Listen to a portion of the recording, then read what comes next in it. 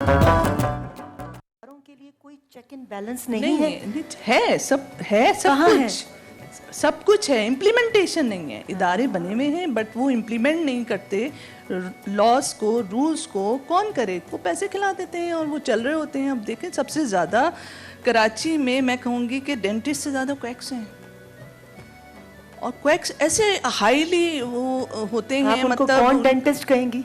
मैं क्या कह सकती हूँ, कौन डेंटिस्ट? हाँ तो मतलब वो लोग करते क्या हैं कि शबशबा करते हैं ऊपर से, लेकिन अंदर उनके औजार वगैरह, आपका जो क्वेश्चन है भाई, कि वो स्टरलाइजेशन नहीं करते प्रॉपर तरीके से।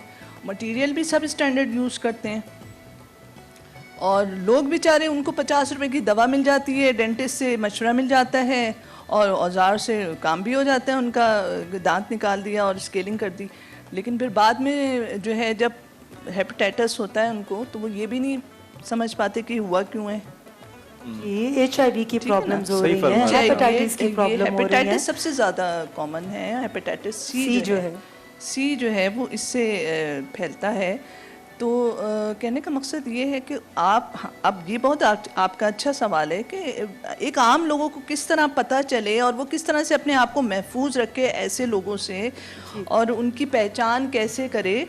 तो सबसे बड़ी बात ये है कि आप जब जाते हैं किसी क्लिनिक पर, तो उसका आप एक तो ये हमारे यहाँ रिकमेंडेड है कि जो रजिस्टर्ड डेंटिस्ट हैं उनकी जो डिग्रीज़ होती हैं वो बाकायदा वेरीफाइड होती हैं। आप जाके PMDC पे अगर वेबसाइट पे जाएं और उस पर अपना जो डॉक्टर का जो PMDC नंबर होता है वो हर जगह पर होता है, उनको पता होता है, वो आपके सर्टिफिकेट लगे हुए होते हैं। वो आप अगर नहीं लगे हुए हैं तो पूछ लें, मतलब आप पूछें कि आपका क्या है PMDC नंबर। तो PMDC नंबर से आप सर्च करें, आप डालें, वहाँ डॉक्टर का नाम आ जाएगा। बिल्कुल सही। आप अभी अपने मोबाइल से PMDC में जाइए, सर्च के अंदर आप डॉक्टर का नाम ही डाल दीजिए इवन, तो वो आपको बता देगा ये क्वैक है कि कौन है। एक तो ये तरीका है डॉक्टरों को पहचान करने का। मगर सॉरी डॉक्टर साहब, मैं इंटरप्ट कर रही हूँ, मगर अब तो लोगों ने इतनी फेक चीज़ें बना ली हैं, इतना कुछ आप देखें कि फेक वेबसाइट्स बन चुकी हैं, क्या क्या कुछ फेक हो चुका है। ये इस बारे में मैं आपसे जानूंगी और बात करूंगी, लेकिन लेंगे इस वक्त एक छोटा सा ब्रेक से वापस आकर हम गुफ्तगू का सिलसिला यहीं से जोड़ेंगे।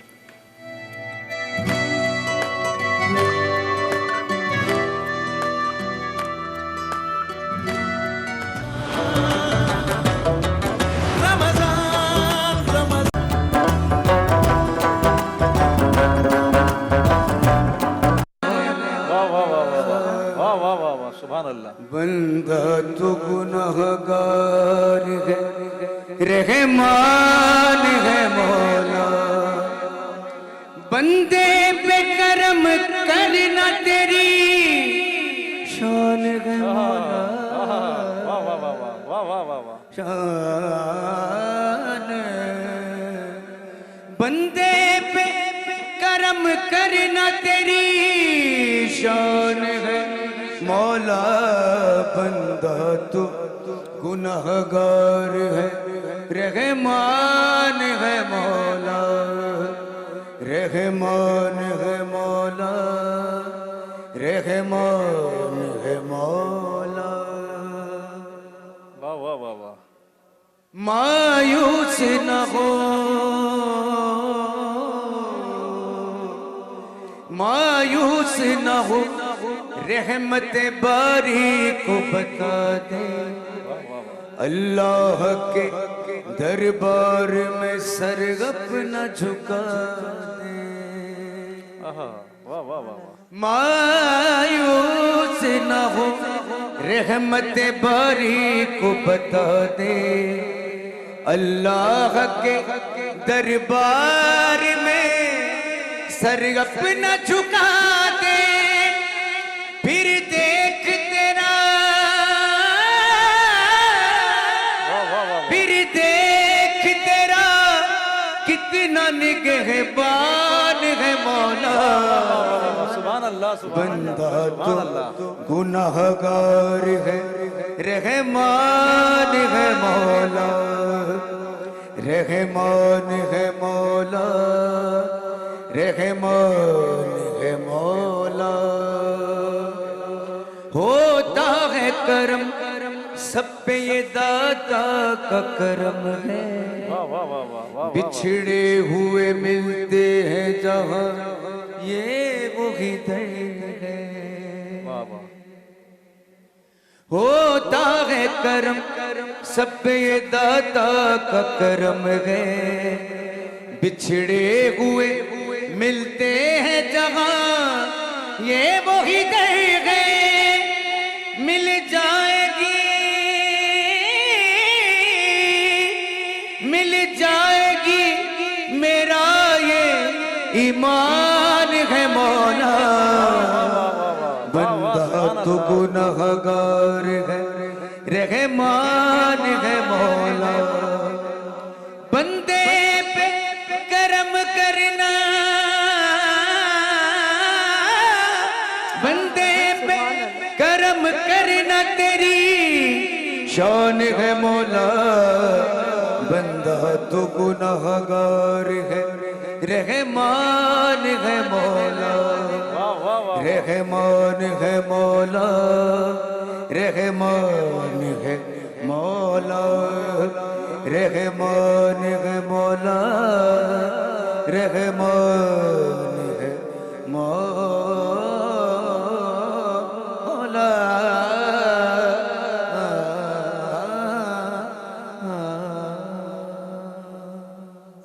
सुभान अल्लाह सुभान अल्लाह।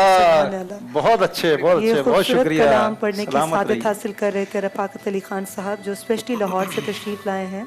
हम सब लोगों की बहुत इल्तजा के बाद बहुत सारी एप्लीकेशंस भेजी थी, हमने दरख्वास्तें भेजी थी, और बहुत मसरूफियत के बावजूद ये आए, तशरीफ़ लाए। बहुत शुक्रिया, बहुत शुक्रिया जी। डॉक्टर साहब, मैं आपसे पूछना चाहूँगी कि कुछ लोग होते हैं कि जिनके दांत बहुत जल्दी गिर जाते हैं और ख़ास तौर पे यंग एज में गिर जाते हैं, तो उसकी वजह बताइएगा। और क्या जो गिरे हुए दांत हैं जो जल्दी गिर जाते हैं, क्या वो वापस आ सकते हैं, दोबारा उग सकते हैं?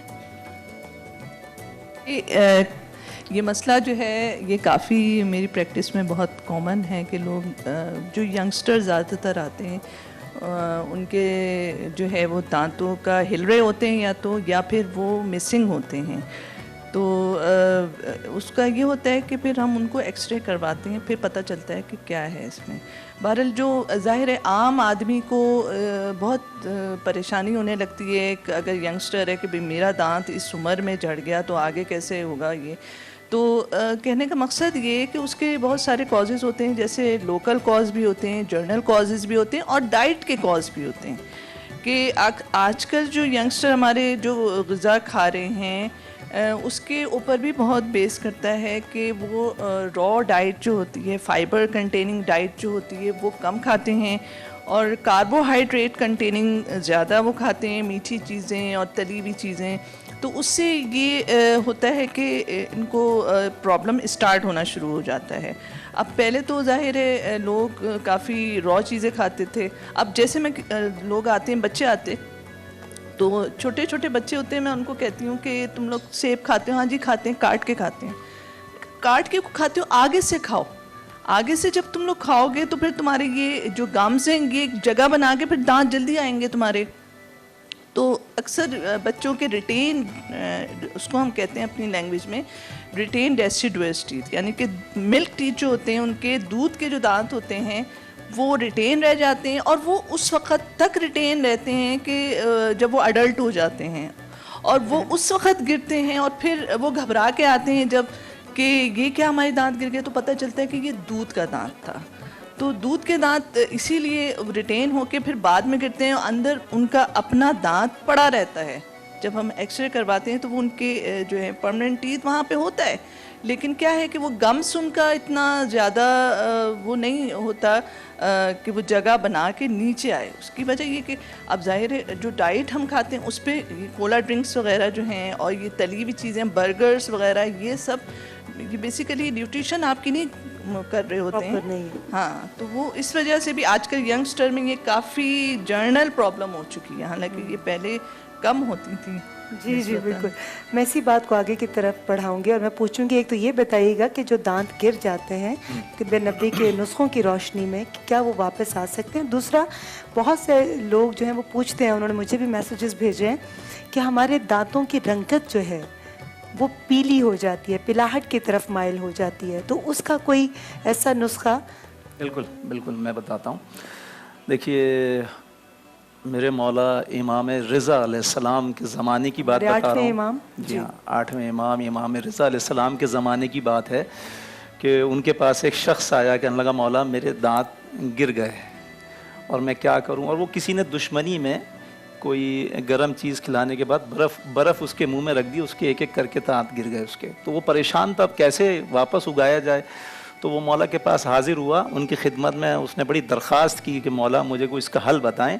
तो इमाम रिज़ा अलैहिस्सलाम ने, ये बात हिस्ट्री में मौजूद है, किताबों में मौजूद है, साइंस तो अभी तहकीकात और तजर्बे के रास्ते में है, लेकिन मेरे मौला के जो नुस्खे हैं, रसूल खुदा के जो नुस्खे हैं और उनकी आल के जो नुस्खे हैं, उसमें किसी तजर्बे की ज़रूरत नहीं है, वो इल्म इलाही है और वही खुदा है। तो मौला ने फरमाया कि तुम्हें चाहिए कि सादे कूफ़ी मतलब नागर मोथा, उसको हमारे यहाँ पाकिस्तान में, हिंदुस्तान में नागर मोथा कहते हैं। तो मौला ने फरमाया कि तुम्हें चाहिए कि नागर मोथा को लो और उसके टुकड़े करो और उसके दांतों के पास, मसूड़ों के पास रखना शुरू कर दो। तो मेरे ख़्याल में उसने कुछ दिन रखे, एक अंदाजे के मुताबिक बता रहे हैं, किताबों में मुख्तलिफ रिवायतें आई हैं, 20-22 दिन रखे तो उसके दांतों की कोपलें फूटना शुरू हो गई। अच्छा, मैंने जो लोगों को बताया, यही मौला का नुस्खा मैंने कई लोगों को बताया और उन लोगों के दांतों की कोपलें फूटी और उनके दांत निकल आए।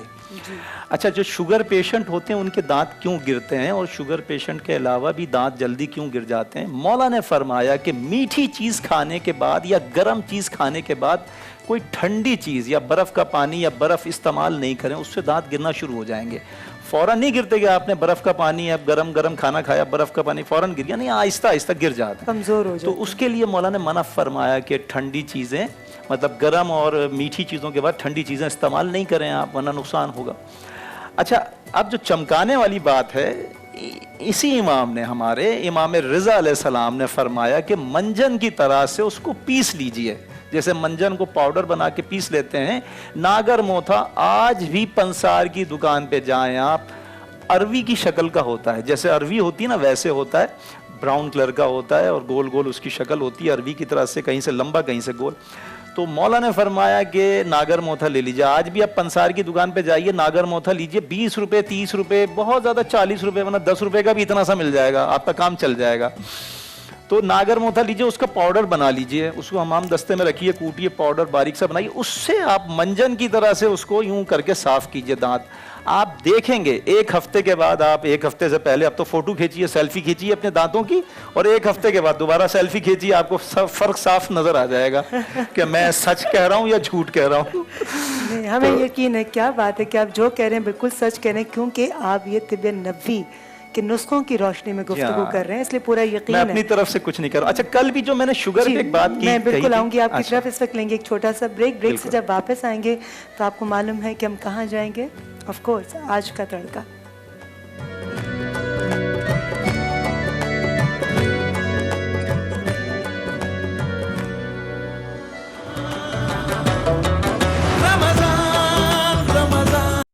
रहमत के इस खूबसूरत सेगमेंट जिसका नाम है आज का तड़का में आप सभी को एक बार फिर से खुशामदीद। और जैसे कि आपको मालूम है कि इस तड़के के जो बादशाह हैं, इस सेगमेंट के जो बादशाह हैं, वो हमारे गुलजार साहब हैं। Thank you. आप सबको अस्सलाम वालेकुम। और आज का तड़का रमज़ान स्पेशल शुरू होने जा रहा है और आपसे पूछूंगा, आज माशाल्लाह काफ़ी खूबसूरत ड्रेस आपने पहना हुआ है। मैं समझी मुझे कहने लगे। बहुत शुक्रिया जी। बिल्कुल, लिबास आपकी खूबसूरती में इजाफे का बायस बनता है। हमारे सब डिज़ाइनर्स बहुत अच्छा काम करें। ये आज मैंने उमर सईद का ये ड्रेस पहना हुआ है और उनकी ये जो शलवार का स्टाइल है, एक तो ये बहुत खूबसूरत है और दूसरा ये कि बड़ा गोटे का, वो जो पुराने ज़माने में काम होता था, बहुत बारीकी से गोटे का काम उन्होंने किया और फैब्रिक बहुत अच्छा है, लाइट वेट है, वजनी नहीं है। और ज्वेलरी जो है वो, जी बिल्कुल, ये तख्लीक बाय फायजा तारिक, उनकी ज्वेलरी मैंने पहनी हुई है। माशाल्लाह अच्छी लग जी, रही है आपने काफ़ी। शुक्रिया, मैं बहुत हमेशा शुक्रिया। की तरह मास जी और हमेशा की तरह मास जी के साथ हैं, और इंशाल्लाह मुझे उम्मीद है कि आप भी अपनी ईद जो है ना मास जी के साथ गुजारेंगे। बेहतरीन कलर्स और बेहतरीन स्टिचिंग में जो है आपको जो है सूट्स मिल जाते हैं। ये मैं बताती चलूँ जी। गुलजार साहब कि हम जी। ये जो डिज़ाइनर्स के कपड़े पहन कर जी। आते हैं, उसका मकसद ये होता है कि आपको इस हवाले से भी बताना कि ईद आ रही है और ईद के दिनों में आप कौन से कलर्स इस्तेमाल करें, कैसा फैशन इस्तेमाल करें, और जो भी बिल्कुल ऐसे ही। आप अफोर्ड कर सकें आप उस तरह के डिज़ाइंस बना सकते हैं और उस डिज़ाइनर के पास जा सकते हैं, और वो आप जितना बजट उसको देंगे वो आपके बजट के मुताबिक आपके पसंदीदा डिज़ाइन जो है वो तैयार करके दे देगा। देखिए ना कि ग्रीन के साथ पर्पल का बड़ा अच्छा कॉम्बिनेशन है। मेहंदी का मैंने कलर सबसे है। पहले आपसे ये बात कही कि दोनों का कलर बड़ा कॉम्बिनेशन बहुत उन्होंने बड़ा अच्छा बहुत किया। शुक्रिया, बहुत शुक्रिया। चलते हैं, स्टार्ट करते हैं आज जी। का तड़का रमज़ान स्पेशल। और यहाँ हमारे पास फ्रूटीन है असली, जो खालिस इसमें फ्रूट से बना हुआ फ्रूटीन मुख्तलिफ फ्लेवर में मौजूद है आपके लिए। ऑल पर्स जो हमेशा हम चाट पे भी इस्तेमाल करते हैं और सहरी के वक्त इफ्तार में इस्तेमाल होता है। सहरी के वक्त आप पराठे के साथ इस्तेमाल करते हैं, इफ्तार में आप इसको चाट के साथ मुख्तलिफ रेसिपीज़ के साथ इस्तेमाल कर सकते हैं। बेक पार्लर हमारे पास मौजूद है और बेक पार्लर ने सोया सॉस, चिली सॉस और इसके साथ सिरका भी इंट्रोड्यूस करवा दिया है। केचप इसका मौजूद है, ये भी आप चिली गार्लिक सॉस भी मौजूद है, तो बेक पार्लर के ये भी आप इस्तेमाल कर सकते हैं। और डालडा जहाँ मामता वहाँ डालडा, और पापा भी साथ में तो ये भी इस्तेमाल करें और इंशाल्लाह।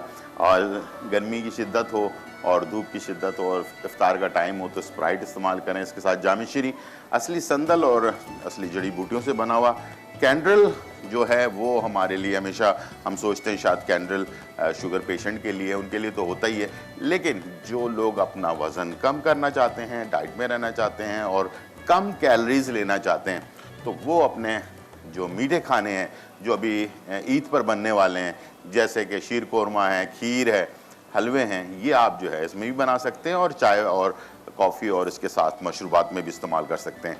आज हमारी डिश जो है वो है कराची की बिरयानी। कराची बिरयानी आज हम इस्तेमाल करने जा रहे हैं और इसके साथ सबरोसो जो है उसका जो है हाँ आज हम सोच रहे हैं क्या इस्तेमाल करें। हमारे पास पकोड़े हैं तो पकोड़े इस्तेमाल कर लेते हैं, ठीक है जी। चिकन पकोड़ा और सबरोसो का हमेशा बेहतरीन जिद्दत के जो मशीनें हैं उस पर तैयार होते हैं और इसके साथ साथ आपको जो है कम लोगों के हाथ लगे होते हैं इसमें, ताकि हाइजेनिक तौर पर ये आप तक पहुंच सकें और 100% हलाल फूड होता है और जो आपको बेहतरीन क्वालिटी के अंदर मिल जाता है आसानी के साथ, ठीक है जी। और ये हमने इसमें से निकाल लिया है। Thank you very much. और क्योंकि आपको पता है कि आखिरी अशरे में हम दाखिल हो चुके हैं और जी। इसमें तो नेकियों को ढूंढो, जी इंतज़ार मत करो कि हमें मौका मिले, खुद ढूंढो कि छोटी सी भी नेकी, किसी की हेल्प छोटी सी कर दी जाए। आपने मेरे जैसे ग्लव्स दे दिया जी, मुझे, बिल्कुल छोटी-छोटी ये मेरी नेकियां हेल्प कर दी। आज आपने कुछ चीज़ मुझसे कही थी कल, वो आप भूली तो नहीं है ना? मैं बिल्कुल नहीं भूली, मैं अच्छी वैसे मैं बुरी बातें भूल जाती हूँ। भूल तो नहीं गई कि आपने बादशाह सलामत को कुछ रिक्वेस्ट की थी। मेरे बादशाह जो हैं वो 7 समंदर पार बैठे हैं और इस वक्त लोगों के दिल चेक कर रहे होंगे, जी, लेकिन जी। मैं हमारे सेगमेंट के जो बादशाह जी, हैं, जी। मैं आपसे पूछना चाहूंगी कि आप वो आला लाए हैं जी बिल्कुल, मैं जिसके लेकर आया जरिए हूँ हम और हिद्दत को चेक कर सकते हैं। ये वो आला है जो मैं चाहूँगा कि तमाम जो लोग हैं वो अपने घर पर ये आला, बहुत सिंपल सा पेन की तरह होता है और हर जो क्वालिफाइड शेफ़ होता है उसके यहाँ पर लगा होता है वो ये आला। और अगर कॉन्टिनेंटल शेफ़ होता है तो इस आले के साथ एक छोटा चमचा लगा होता है। और अगर जैसे मैं हूँ, मैंने ज़्यादातर ओरिएंटल खानों यानी कि चाइनीज़, जैपनीज़ पे काम किया है मैंने ज़्यादा, तो मेरे यहाँ पर चॉपस्टिक लगी होती है। जो चॉपस्टिक हम इस्तेमाल करते हैं वो और ये दो चीज़ें हमेशा हमारे शेफ़ कोट के ऊपर लगी होती हैं ताकि हम इससे ऑयल का टेम्परेचर चेक करें। और कैसे टेम्परेचर चेक किया जाएगा, ये हम इसमें से जब हम बाहर निकालेंगे तो ये इस तरह का, ये जरा प्लीज क्लोज कर दिखा दीजिए। ठीक है, ये यानी कि ये पेन की तरह जब हम इसे खोलेंगे तो इस तरह से ये निकल आएगा। ये ऊपर इसके कांटा है और ये मार्केट में 300-350 रुपये का मिल जाता है। घरेलू ख़वातीन कोई भी इसे परचेज़ कर सकता है आसानी के साथ, इतना महंगा नहीं है। लेकिन आपको बहुत कुछ सिखा देगा ये कि कितने टेम्परेचर पे चिकन को फ्राई किया तो उसका कलर कैसे आया, और अगर हमने कोई डीप फ्राई किया है तो उसका कलर कैसे आएगा। आइए चलते हैं, चेक करते हैं अभी हमारे ऑयल का टेम्परेचर जो है वो कितना है। इस तरह से ऑयल में आपने डालना है, ये आप देखें खुद ब खुद बढ़ना शुरू हो जाएगा। नीडल मूव कर रही है, बिल्कुल नीडल मूव कर रही है ये, और ये बढ़ता जा रहा है। 100 क्रॉस कर लिया है इसने और बहुत तेज़ी के साथ बढ़ रहा है। और इस वक्त ये देखें कि यहाँ तक पहुँच चुका है। इसके बाद ये इसने देखा ऑलपर्स को क्रॉस किया, उसके बाद ये सबरोसो की तरफ आया, लेकिन ये सबरोसो बचता हुआ निकला और ये फ्रूटीन की तरफ आ गया है और डालडा करीब आ गई है, डालडा की तरफ देख रहा है ये कि, लेकिन ये और आगे बढ़ता जा रहा है तेज़ी के साथ। 150 के करीब पहुँच चुका है ये, और ये 150 के करीब करीब आकर ये रुक चुका है। तो ये है टेम्परेचर बेहतरीन डीप फ्राई का। ठीक है जी, वाह, आपने इतनी जबरदस्त कंपेयरिंग की है, कमेंट्री की है, कंपेयरिंग के तो मेरे से, लेकिन मैं इसलिए मेरे मुंह से निकला अभी आपको क्योंकि ये आपको पता कैमरे है में कि दिखा देते हैं कि 30-31 को मैचेस शुरू होने वाले हाँ हैं। बिल्कुल, ये 150 पे आकर रुक गया है। तो हमारे पास इस वक्त जो ऑयल है इसका टेम्परेचर 150 है, जो डीप फ्राई के लिए हमें चाहिए होता है। ठीक है, बस इसको आपने आपकी कमेंट्री ने ना मेरी कंपेयरिंग को बिल्कुल जी जी नॉकआउट कर दिया। इसको आपने साफ कर लिया, साफ करने के बाद वापस इसे आपने इसमें रखा और इसे आपने यहाँ वापस लगा लिया। ठीक है जी, तो ये है। तो आप वो देखने आला। वालों को बता दें कि ये कितना इम्पोर्टेंट है जो इनको इस्तेमाल करना तो चाहिए। चलते हैं और हम चिकन पकोड़ा जो है उसको हम फ्राई करने के लिए डाल देते हैं, और उसके बाद हम बताते हैं कि आज का जो रेसिपी है। ये देखें बिल्कुल वही आवाज़ आई है ना जो डीप फ्राई की आवाज़ आती है, बिल्कुल आनी चाहिए। ठीक है। अच्छा, आपने इसको नीचे से टेम्परेचर आपने उसका कंट्रोल करके 150 डिग्री पर रखा हुआ था? हाँ रुका हुआ था, अच्छा, बिल्कुल ओके ठीक, बिल्कुल 150 पे आ गया तो बस इसके बाद ये बढ़ेगा नहीं, इसलिए कि इसको हमने उस पर, यानी कि जो इलेक्ट्रिक ये हमारे पास हीटर है, जी। ये बेसिकली गैस वाला चूल्हा नहीं है। जी। गैस चूल्हा होता तो फिर हमें आंच उसकी सेट करनी होती। ठीक है, इलेक्ट्रिक को आप नंबर से सेट करते हैं। ठीक है, 1 2 3 4 5 9 तक का नंबर होता है, तो 9 पर मैंने इसको जाकर सेट कर दिया। अब हम आ जाते हैं अपने रेसिपी की तरफ, और रेसिपी जो आज हमारी है वो है कराची की बिरयानी। कराची बिरयानी, कराची बिरयानी बनाने के लिए आपको चाहिए होगा राइस जो हमने बॉईल करके रखा है, इसमें सफ़ेद ज़ीरा डाला है, और इसके अंदर दालचीनी डालकर इसको हमने पहले पानी को बॉईल किया। बॉईल करने के बाद राइस डाले और तेज़पात भी इसमें डाला ताकि राइस में जो है वो खुशबू ज़ीरे की और तेज़पात की आ जाए। वो शक्ल नजर आ रही है उसकी, इतनी मजे की। और इसके बाद लाड़काना से ये मैं चिकन लेकर आया था और ये पैदल आई थी, तो इस अच्छा ठीक है, तो ये चिकन जो है वो हमारी रखी हुई है, प्याज है मेरे पास। अच्छा, इसमें जो है ये क्या है, ये जो ब्लैक ब्लैक है? ये इमली है। अच्छा, ये ऑप्शन है, यानी आलू कि बुखारा भी तो डालते हैं ये कुछ मैंने लोग। आपके लिए खास तौर पर इसको ऑल्टरनेट टमाटर की जगह इमली का इस्तेमाल करके आज मैं नया तजुर्बा करने जा रहा हूँ। थैंक यू, तो बहुत शुक्रिया, बहुत ताकि आपको शुक्रिया। टमाटर पसंद नहीं है तो मैंने नहीं, कहा कि- पसंद है जी, मुझे, एलर्जी है, मैं खा नहीं अच्छा सकती। ठीक है, तो इमली जो है ना इसको भी आप खटास के लिए इस्तेमाल कर सकते हैं। बिरयानी में बहुत ही मज़ेदार जो है ना टेस्ट आता है इसका। ठीक है, लाल मिर्च है, ज़ीरा कुटा हुआ है, नमक है हमारे पास, अदरक लहसुन हल्दी है, गरम मसाला है, और इसके साथ ज़ीरा पाउडर है, हरा धनिया पुदीना। ये जो है हम जब दम लगाएंगे उस वक्त हमने डालना है। सफ़ेद मिर्च भी है इसमें, दही इस्तेमाल करेंगे, और इसके साथ तेज़पात, बादियान के फूल, इसमें दालचीनी, और इसके साथ जो है मेरे पास हरी मिर्चें हैं। ये सारी चीज़ें जो हैं शुरू में साबुत मसाले जाएंगे, गरम मसाले, और दम के वक्त जो है पुदीना, हरा धनिया और हरी मिर्चें जाएंगी, और जो है हमारी रेसिपी तैयार हो जाएगी। ठीक है जी, तो ये है बिल्कुल इसका ठीक। आपको complete- मालूम है कि आज का हमारा टॉपिक है तिब्बे नबी के नुस्खों के हवाले से कि दांतों की मजबूती का कैसे ख्याल रखा जा सकता है। और आगा अब्बास भाई ने मुझे अभी बताया जी। कि ये जो दांत है ये हमारे मुल्क में फ़ौज होते हैं, फौज होते हैं, ये जी। फ़ौज हैं, और जो कुछ आप बनाते हैं जी। हमारी फ़ौज इसको पहले चेक करती चेक है, करती है। और उसको अच्छी तरह इजाजत देती है कि इजाजत वो- देती है, उसको उस काबिल बनाती है, फिर वो सरहद को पार करके सही बात। हमारे स्टमक तक जाता है। ठीक कह रही हूँ?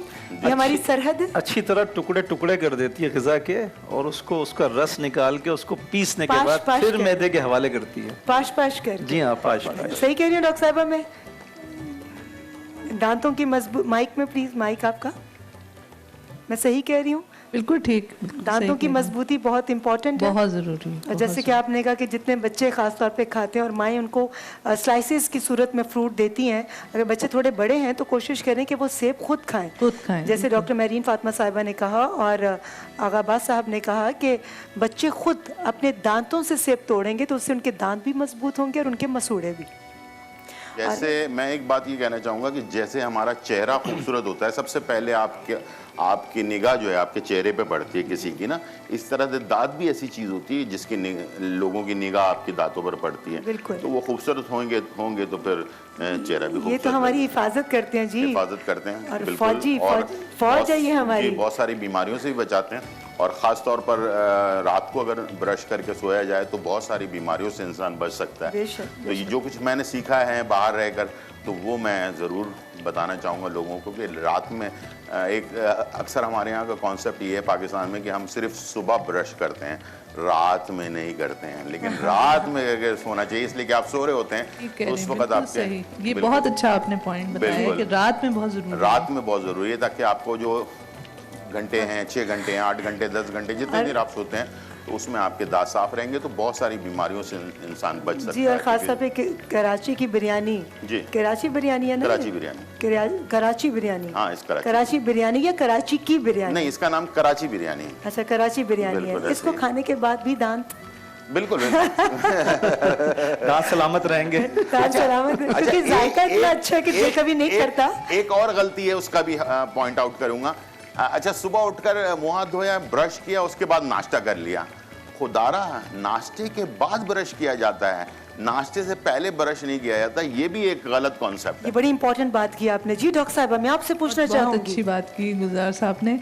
और बस ये बिरयानी ऐसी होनी चाहिए कि दांत ना खट्टे हो जाएं। दांत ना खट्टे हो, इंशाल्लाह दांत खट्टे नहीं होंगे।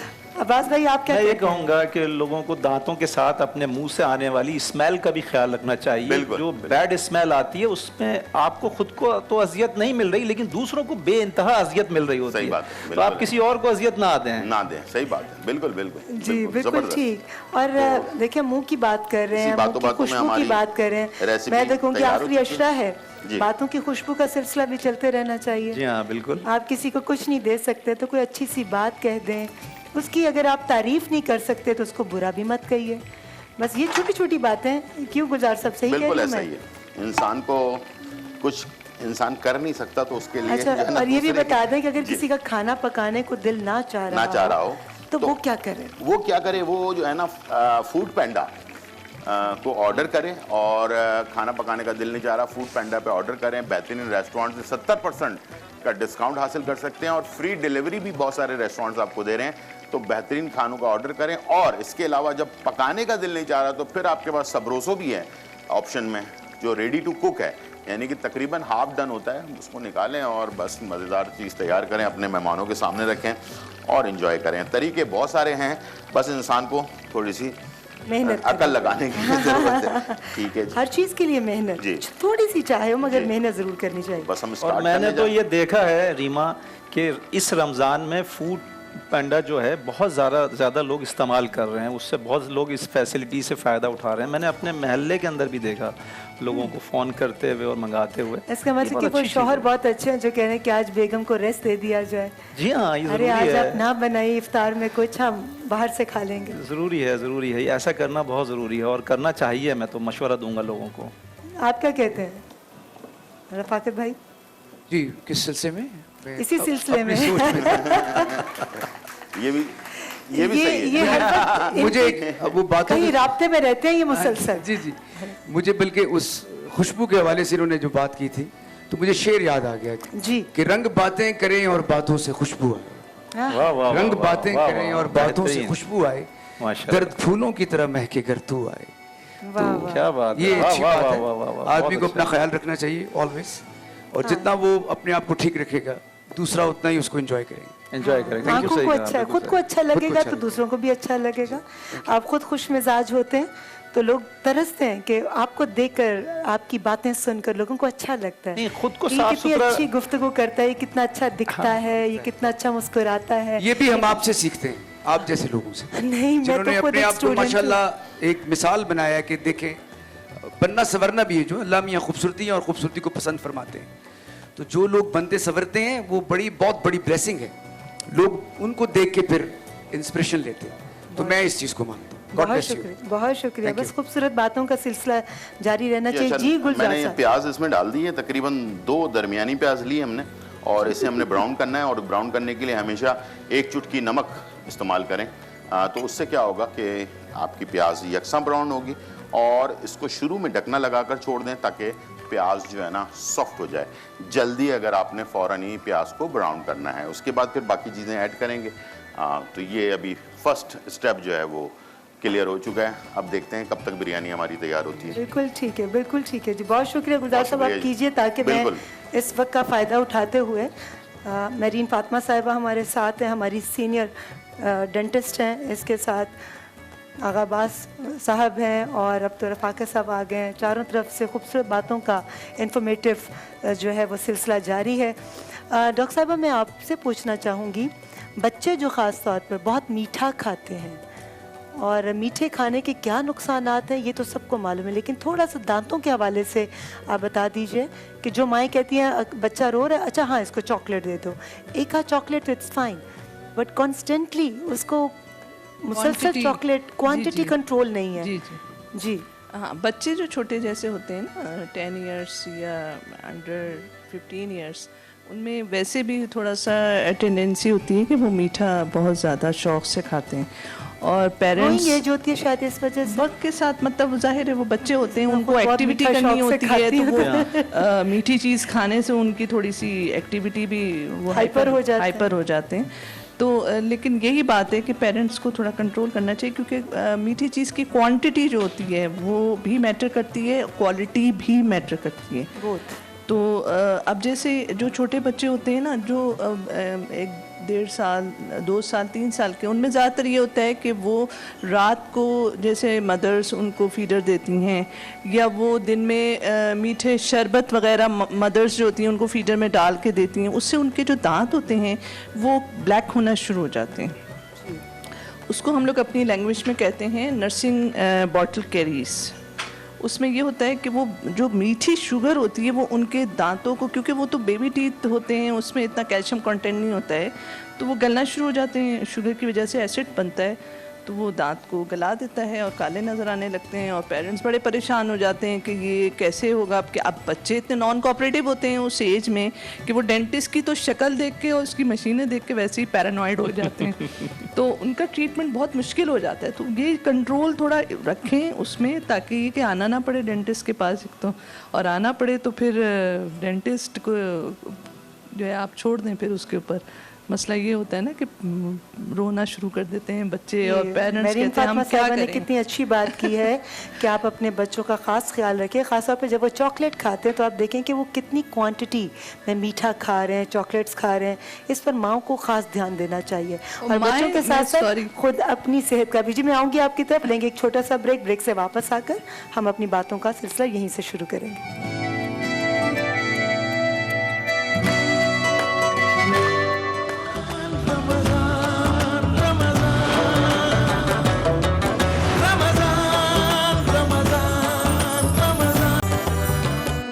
मरान रहमत में आप सभी को खुशामदीद। आज ख्वाजा हसन बसरी रहमतुल्लाह अलैह की तौबा के बारे में मैं बात करूंगी। हज़रत ख्वाजा हसन बसरी रहमतुल्लाह अलैह ज़िंदगी के इब्तिदाई अय्याम में मोतियों और जवाहरात के सौदागर थे। हर तरह के मोती और जवाहरात की आप तिजारत करते और बड़े बड़े बादशाहों के पास जवाहरात तोहफे में ले जाकर पेश करते थे। एक दफ़ा आप कुछ जवाहरात बादशाह रोम के पास ले गए। पहले वज़ीर से मिले और अपने आने का और बादशाह की खिदमत में तोहफा लाने का हाल बयान किया। वज़ीर ने कहा, कल तो बादशाह को एक निहायत ज़रूरी काम है, उन्हें फुर्सत ना होगी, मगर वो काम देखने के हैं काबिल। हज़रत हसन ने कहा कि मैं ज़रूर देखूंगा। वज़ीर ने हज़रत हसन को ले जाकर एक जगह मैदान में ठहराया। उस मैदान में एक ज़री का खैमा कायम था, जिसके चारों तरफ आला दर्जे की मखमल का फर्श था। खैमे की तनाबें ज़री की, चौबें चांदी की और मीखें सोने की थीं, जो नहायत काबिल दीद मंजर पेश कर रही थीं। वज़ीर ने हज़रत हसन को खैमे के अक़ब में चिलमन के पीछे खड़ा किया ताकि वो उस जगह से सारा तमाशा देख सकें। वो खैमा दरअसल बादशाह के अजीज़ फर्जंद की कब्र पर खड़ा था और आज उसकी सालाना बरसी का दिन था। बादशाह सालाना रस्म ताज़ियत अदा करने यहाँ आया था। हज़रत हसन ने देखा कि पहले मुक़द्दस ईसाइयों की एक जमात खैमे में कब्र के पास खड़े होकर दुआएं पढ़ने लगी और फिर रोते हुए चली गई। उसके बाद तबीबों और इंतहाई अहले अक़ल लोगों की जमात, फिर फ़ौज के अफसरों की जमात और फिर आखिर में नौजवान औरतों की जमात आई, जिनके हाथों में सोने की थालियां थीं जिनमें मोती और जवाहरात भरे हुए थे। उन औरतों ने कब्र का तवाफ़ किया और रो पीट कर खैमे से बाहर चली गई। इन सब के बाद बादशाह खुद खैमे के अंदर आया और कब्र के पास खड़े होकर कहने लगा, बेटा, तू मुझे बहुत प्यारा था, मगर अफसोस कि तू मर गया। अगर मुझे ये मालूम हो जाए कि जिसने तेरी जान ली है वो इन बड़े बड़े राहबों और पादरियों का कहा मानकर तेरी जान वापस कर देगा, तो ये बड़े बड़े ईसाई राहब इस काम के लिए तेरे पास हाजिर हैं। मगर मैं जानता हूँ कि इनके कहने से कुछ ना होगा। अगर मुझे ये मालूम हो जाए कि अक्लमंदों और तबीबों की तदबीर करने से तेरी जान खुदा तुझे वापस बख्श देगा, तो ये तेरी कब्र के पास खड़े हैं। मगर मैं जानता हूँ कि तुझे ऐसे ज़बरदस्त ने मारा है कि उसके सामने किसी की तदबीर नहीं चलेगी। ऐ फर्जंद, अगर मुझे ये मालूम हो जाए कि जिसने तेरी जान निकाली है वो किसी बड़ी फौज से डर कर तुझे छोड़ देगा, तो ये कसीर फौज और इस फौज के अफसर तुझे कैद से छुड़ाने को तेरी कब्र के पास मौजूद हैं। लेकिन जिसने तुझे कैद किया है वो ऐसा ज़बरदस्त खुदा है कि दुनिया की कोई फौज उसके सामने कोई हैसियत नहीं रखती। ऐ फर्जंद, अगर मुझे ये मालूम हो जाए कि जिसने तुझे मारा है वो हसीन और ख़ूबसूरत औरतों का तालिब है, तो ये खूबसूरत औरतों की जमात हाजिर है। मगर मैं जानता हूँ कि वो हसीन औरतों का तालिब है ना मालो जवाहर का ख्वास्तकार, और अब वह तुझे किसी तरह ना छोड़ेगा। इसलिए मैं अब तुझसे फिर 1 साल के लिए रुखसत होता हूँ। ये कहकर बादशाह खैमे से बाहर निकल आया और सब लोग कब्र के पास से रुखसत हुए। हज़रत हसन ने ये वाक़या देखा तो दिल पर ऐसा असर पड़ा कि दुनिया से तबीयत यकलख्त ओचाट हो गई। सर सजदे में झुक गया और दिल और ज़ुबान से तौबा का विर्द जारी होने लगा। आप समझ गए थे कि इस दुनिया से लौ लगाकर इंसान जब खालिक हकीकी से मिलेगा तो जहन्नुम की आग के सिवा कुछ ना पाएगा। आपने आइंदा दुनिया के जवाहरात बेचने छोड़कर आखिरत के जवाहरात ख़रीदने शुरू कर दिए और दुनिया के जुमला कारोबार से अलग होकर इस फिक्र में पड़ गए कि किस तरह आखिरत का ज़ादे राह जमा करते हुए जहन्नुम की आग से बच सकें। इसके बाद आप बसरे में इबादत व मुजाहिदा में कुछ इस तरह मशगूल हो गए कि उस ज़माने में कोई भी आप जैसा आबिद व जाहिद ना गुज़रा और आप 70 बरस तक तादम ज़ीस्त बेवुज़ू ना रहे। सच्ची तौबा इंसान की दीन और दुनिया दोनों को बदल कर रख देती है। फिर ना जहन्नुम का खौफ बाकी रहता है और ना ही जन्नत की ख्वाहिश। दिल में सिर्फ रब की रज़ा और उसके कुर्ब की चाह रह जाती है।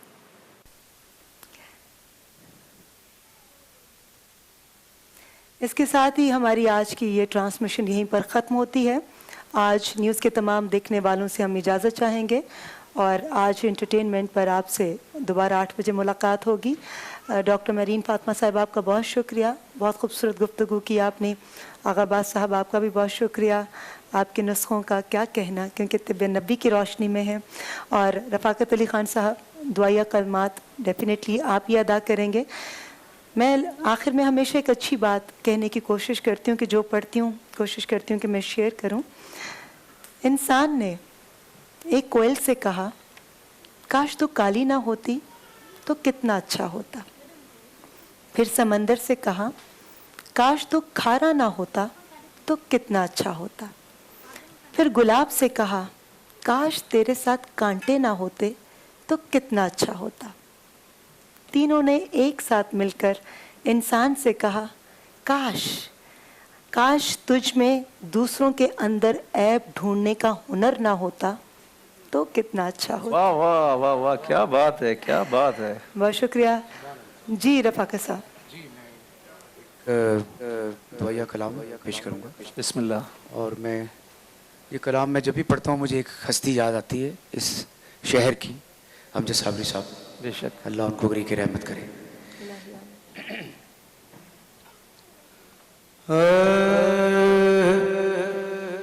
करम मांगता हूँ,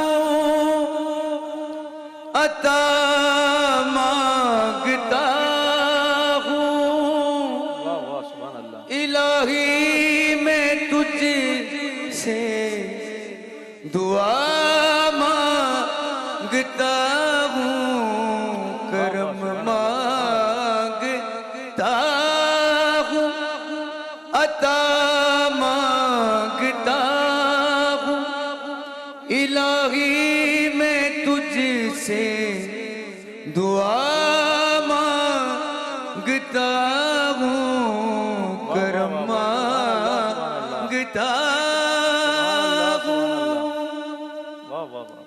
अता कर तू शाने करीमी का सदका, वाह वाह, सुभान अल्लाह, सुभान अल्लाह।